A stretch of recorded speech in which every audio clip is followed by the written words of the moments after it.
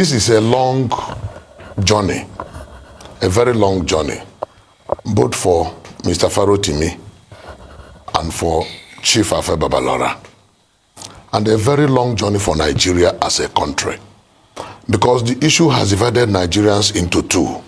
On one side, you have the conservatives, who are seemingly sympathetic to Chief Afe Babalola on the ground that they felt the 61 years he has put in legal service is about to be ditched into a mud of infamy.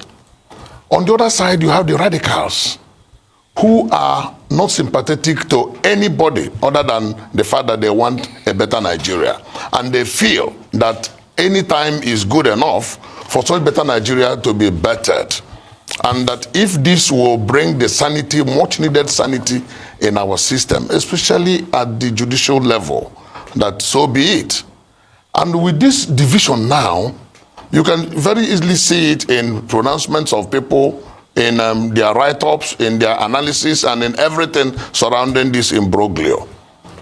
But it is a very unfortunate one, because anyhow you look at it, it's like what as called the sese fly that perched on the dangerous, on the scrotum. All right? It's like that. So anyhow you touch it, it is dangerous. Are you going to allow Afe Babalola to take... being a very strategic part of the human male anatomy. That is it. You agree? I agree with you. I agree with you, Dr. So this is a fly that has perched there. You must be very careful in killing that as a fly. Anyhow you look at it, are you going to allow Chief Afe Babalola's integrity to be dragged to the mud? No. Are you going to allow Nigeria to continue in this infamy of unbridled corruption? No. Recall that David Cameron, the former British Prime Minister, had once described Nigeria as a fantastically corrupt country. Fantastically corrupt country. And it worries everybody who wants Nigeria to be sane. Everywhere we say corruption is the bane of national development in Nigeria. At what point are we going to begin to clean up this urgent step called corruption? President Muhammad Buhari said that his major problem when he assumed office was the judiciary. We said no, that he didn't get it right. And he tried to make do his understanding and assertion by allowing the SSS to, what they call the string operation, go and rout the Supreme Court justices from their sleep in the dead of the night. All, again, anchored around this same issue that Nigerians have been complaining about. It is obvious that corruption is a problem. It is also obvious that most of the corruption issues, especially at the apex level, are discussed in hushed tones, murmured in privacy. Dele Farotimi had decided to take it to the open and dared the consequences. From his media engagement prior to this issue that he has, prior to his embattlement, he said he was ready, and he was ready for the backlash. Now the question is, how is this going to be handled? The very moment, the more you press him on, the more his supporters will want to bring out all the cockroaches in the cupboard of the big men. The more, of course. It is not a hidden fact that WikiLeaks has started leaking some information regarding some big men, and more whether it is true or not. The perception is very important. How are Nigerian people soaking in all of this? How are the international members of the international community soaking in all of this? We are running around trying to bring in investors. What signal are we giving to such investors that we're asking to come and invest in Nigeria? And I keep saying that one of the most critical aspects of the challenge we have is, it is not even the issue of insecurity or issue of infrastructure. The investor wants to see a virile judicial system such that if there are disagreements, because they are in business, there will always be disagreements, always. If there are disagreements, how are those disagreements solved? How are they sorted out one way or the other? Can you trust your judiciary to get justice? Dr. Bati, I'll give you a story. I had one issue with, my client had a problem in Cameroon. His vessels were confiscated, and we went by CNIC. Unjustly, we went to court in Cameroon. We hired a Cameroonian because we cannot practice over there if you are not a Cameroonian francophone-speaking lawyer. We hired a Cameroonian. We went to court. We provided all the technical and the legal support. We won the matter. The judge called us in chambers before my very eyes and said he could not deliver judgment, that he had only 6 months to retire, and that he wouldn't want problem with the government. Because government had a stake in CNIC, France has a stake, and there's other private investors. We solved that problem through diplomatic means that got up to the point of getting to get Paul Biya to intervene before that matter was solved. Why did I bring this analogy? Any businessman anywhere in the world will consider the judicial system of that country, the legal system of that country, before coming to invest. And if we don't fine-tune our own and position it in a way that it will be attractive to investors, we are not going to get the kind of investment that we expect. Thank you very much for bringing this angle. So you just demonstrated that it's bigger than just the case between Absolutely. Chief Afe Babalola and Mr. Dele Farotimi. Absolutely. As a number of people have said, it's also the judiciary on trial as well, because people are going to see how they've handled it thus far. So let me ask you, I know you're a lawyer, you have to be, it's a sensitive question for you, but how well has this case been handled right from the way the police, because they're also law enforcement agents, they're part of the criminal justice system. How well has this been handled? Does it give the right signal? Because like you said at the very beginning, Chief Afe Babalola has a right to defend his integrity. Absolutely. He's worked many years, served the country, and so he has a name to protect, especially in the twilight of his years. It will be, he'll want to leave whilst ovation is loudest. And then Mr. Dele Farotimi on his own side, he's saying that he's saying the truth. He's ready to defend himself. But the judiciary on trial, how well do you think this has been handled? What is going to happen? Well, how well is a matter of personal opinion and what anybody feels. Some feel that there's nothing wrong with the way and manner it has been handled. Some say that there are a lot of undercurrents, because Dele Farotimi himself said that he was never invited. And I can tell you that for a matter like that, police was supposed to have sent him an invitation. Really? Yes. I thought they said the police can arrest. And there's police, nothing in the law that makes provision for police can arrest, but in matters like this, you send an invitation. If the person fails to honor that invitation, you go ahead and arrest. That is one. Two, but in the manner of arrest, those who are saying, oh, he was kidnapped, those are mere sensationalism. He was not kidnapped, he was arrested. Yes, there's nothing wrong with arrest.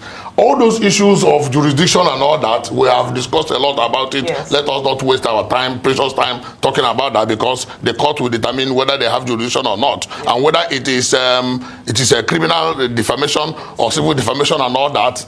There are a lot of analysis on that. But my opinion is this. Salman Rushdie, when he wrote the book Satanic Verses, the book became sold like wildfire when fatwa was placed on Salman Rushdie.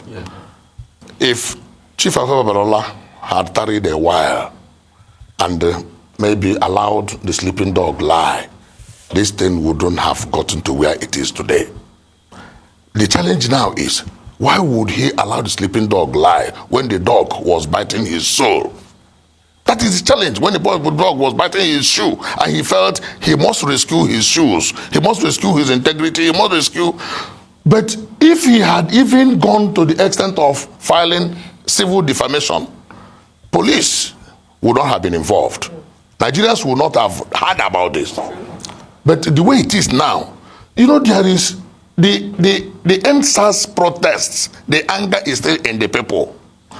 The police brutality, which has not ceased up to today, the anger is still in the people. The problem that Nigeria had between August 1 and August 10, when there was protest and then children were even arraigned in court by the police, the anger is still in the people. There is this in virtually all countries. Nigeria is not an exception. There is this problem between the people and the police, because an average human being does not want to conform to laws, and the police will insist that you conform to laws. In some cases, the police will overreach themselves, and the issue continues. The issue now is, if this matter continues the way it is going, because the conservatives who have sympathy for Chief Afe Babalola seems to want to wear out Dele Farotimi with multiple cases. There's a new one that has been filed in Ibadan, right? Now, More, because if you hear the analysis of those by SAN, that one, and maybe more will come. No, the one in Abuja. There's another one in Abuja.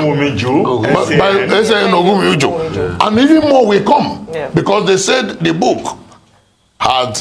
it's beyond Chief Afe Babalola. Yes, so now it is beyond Chief Afe Babalola, and they want to wear out Dele Farotimi with multiple cases that virtually for many years to come, he will be moving from one courtroom to another, answering one question, defending one matter, and all that. At the end of the day, the more that is done, more the cockroaches are being driven out. I keep saying about these cockroaches. The more they are being driven out, and the more Nigerians will hear what ordinarily they wouldn't have heard. The international community will hear what ordinarily they wouldn't have heard. It is now a class struggle between the conservatives and the radical elements. The conservatives want to retain the status quo. Let us keep moving. Okay. Don't rock the boat. Yes. The radical elements want, there must be a change. Nigeria is a country of over 200 million people, blessed massively, but hindered by corruption. Corruption must stop. Professor Ziako, I get you. You know, your orgas did this matter, so you don't want to take a stand. I get you. You have played all your politics, that's your palongo from morning till night. I get you very well. I know. You self, they fear your own angle. Say, if I go talk now, they go. I get you. No, the matter is in court. The matter is in court. It's not a case of it's in court. We have to speak with. You see, when lawyers won't talk, with circumspection. Circumspection. We have to speak with circumspection. But you and I know what we are talking about, because you're plenty of guys they involved. But, and that's why I know all the legal issue I ask you sidestep up. You know, we had another lawyer too that knew the law came from the court, but he took a position on the issues here. But you know what? Because your guys they involved, it's fine. You may be wrong. I may not have an Oga at the top of this matter. I know Oga is not a direct Oga. Yeah, I know. They are indirect Ogas. I may not have an Oga at the matter. People be Oga for this business. So, but let me go to one very important point. Yes. It is now a case between, like you said, the conservatives and otherwise the radicals that want to change. I want to ask you three truths. Is there no corruption as we speak going on in that your sector? Oh, I have said so. There is. Massive one. What is the fear about making it known to Nigerians? And let Nigerians make up their mind. The other question I ask, has there been no high-handedness in a case where the police went to pick somebody for a defamation, criminal defamation that doesn't exist in Ekiti State and took them to Ekiti State? Has there been no, do you think if the dramatics personnel were not formidable people in this country, the case will go like this? So in calling a spade, I ask again, where is the middle ground for the long-suffering Nigerian people that cannot get justice because they don't have the big power? Let me use that word in this country. Because the people have a right to know. That's why I say you are sidestepping because your guys are involved, and it's fine. Rufai, no matter how you look at it, George Orwell's story about the equality of animals can never be taken away. Yeah, all animals are equal, yes, but some are more equal all over the world. Yeah. All over the world. It's not only in Nigeria. So let's rest that. Animal farm. Animal farm. All over the world. All over the world. But in this some case, animals are more equal than the others. Some No. animals are more equal than some. Understand me. Don't put words into my mouth. I only protect George Orwell. Understand me, Rufai. Oh, yeah. There has been, if you say high-handedness, I do not see high-handedness. I don't. Because it's only to exacerbate that issue of the theory of high-handedness that they said he was abducted. Yeah, he was kidnapped. He was not kidnapped. No, I'm saying that Dele was not kidnapped. Of a man that was arraigned in a court of a magistrate that the law does not exist in the state. He was first detained, and he was further detained again to the 20th of December. That is nothing wrong with that. That is what I'm saying, that the law is an ass. They say the magistrate or the court has the discretion on bail. The matter is a bailable offense. Yes. As of today, they are saying arguing on bail, which is, for me, wrong. Very, very wrong. I expected that he should be granted bail because, yes, the prison custody is not built for animals, but it is built for felons. And when the law, it is the law that will decide who the felon is. You don't judge and decide who the felon is when you have not even had a substantive matter. And that is why at this preliminary stage, you don't expect the court to jump into the arena. The fact that the court didn't give him bail is wrong. The High Court had given him bail. The Federal High Court in Ado-Ekiti gave him bail. They took him to Federal High Court. Now they had another one is springing up in Abuja, but I guess that one is a civil matter. The one in Ibadan is also a civil matter because they came by writ of summons. The one in the magistrate court, obviously, that magistrate cannot, in all honesty, say that he is acting out of his own self-will. He cannot. Because if he does, there's no reason why he will not give him bail. At least give him bail, and let him perfect his bail condition. He will now come to answer for all the issues. The issue of whether it is a criminal defamation or not, and whether it exists in Ekiti or not, is yet to be fine-tuned. Because I've had one former Attorney General of Ekiti State that says that, yes, the law of Ekiti still recognizes that there's criminal defamation. And everybody will now begin to quote. Yes. Check the laws of 2021. I have empirical proof here. I read through it. It doesn't recognize criminal defamation. It only talks about section 70, where they say breach of public peace through publication. Through publication. Good. Breach of public peace through defamation. Yeah. No, not through defamation. No, through publication. Sorry. So that's not criminal defamation. Through publication, which of course is relying on the Criminal Code Act. Criminal defamation was not relying on Criminal Code Act, and it was integrated by Ado-Ekiti, by Ekiti State in that 2011 laws of Ekiti State of Nigeria. 2012. No, that 2012. There was that one. I am not arguing whether it is still there or not. Like I said, I have not looked through all the laws, and that's where I'm looking at the issues of policy more than the issue of the statutes. Because everybody, almost commentators, have spoken about the issues of the statutes, and what are the issues of policy? Okay, all these details about jurisdiction will be worked out by the courts. Absolutely. We already have 3 cases on our hands. A cybercrime charge in Federal High Court. In the Federal High Court in Ekiti State. Criminal defamation in the Magistrate Court of Ekiti. And then also in Oyo State, you have a civil suit. You have a civil suit by Adenipekun SAN. In Abuja, you have another suit by Ogunwumiju SAN in this matter. And possibly, which means, possibly some others will say, as you started, this is going to be a long journey. Very long. You are also correct to say that the law is an ass. It was Mr. Bumbu in Charles Dickens. I think Oliver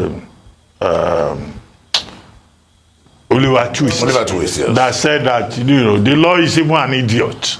So whatever laymen say about the law, they will probably be right, quoting Charles Dickens. But how do you think this will be resolved? Because in the Abuja court, on the issue of jurisdiction, Ogunwumiju SAN has now secured an order of interim injunction against the book against the sale, the publication, physically or online. Including How do you think this will end? You see, that is now widening the scope of the issues, because if you secure an order against the publication and production of the book in Nigeria, that is Nigerian law. Yeah, he included Amazon in his request. The issue Amazon now, that is the request. Will Amazon now honor the request of a Nigerian court? Or are you going to enlist that order or enroll that order in America or wherever Amazon is functioning from? Or are you going to make it, is there any order of court that can be so international that another country, say in Portugal, that they want to read the book in Portugal and you want to freeze it in Portugal? That is the challenge, that the order may work in Nigeria, but will obviously be very Herculean and nebulous to work outside Nigeria, because every country is sovereign and they have their laws. Even under international law, it recognizes the sovereignty of nations. If I may piggyback on a statement that you made earlier, Yes. Are you also saying, in line with Farotimi's allegations, that the Nigerian judiciary is corrupt? Can you tell us a little about your own experience of your encounter with corrupt judges? Since you said the judiciary is corrupt. You want to take food for a No, I will tell you. Food for a I will tell you. I'm not under a spell, not to say the truth. Yes. When you say that, have you two when you say that judges, when you say that the judiciary is corrupt, it is an extreme overgeneralization. Okay. But when you you are say, saying Farotimi may have overgeneralized. he didn't say that judiciary is corrupt. He mentioned some judges in his book. He was very pointed. Maybe those judges. And when you say that some judges are corrupt, yes, I agree. Some lawyers too are very corrupt, because it takes two to tango. Yes. Generally, a corrupt judge does not usually take money from litigants. He is more comfortable taking money from lawyers. And that is why when you want sanity, this has been your experience. No, this has been the experience of the country. This has been the national experience. You have evidence empirical. National experience. You want to mention some. I think it's important. Some. Everything you are taking, I've already started by saying some, because even at the magistrate court level, up to, have you ever seen somebody arraign the magistrate court? How the hierarchy will be going on all around, and it has so incensed some lawyers that they don't want to go to magistrate court for any matter whatsoever.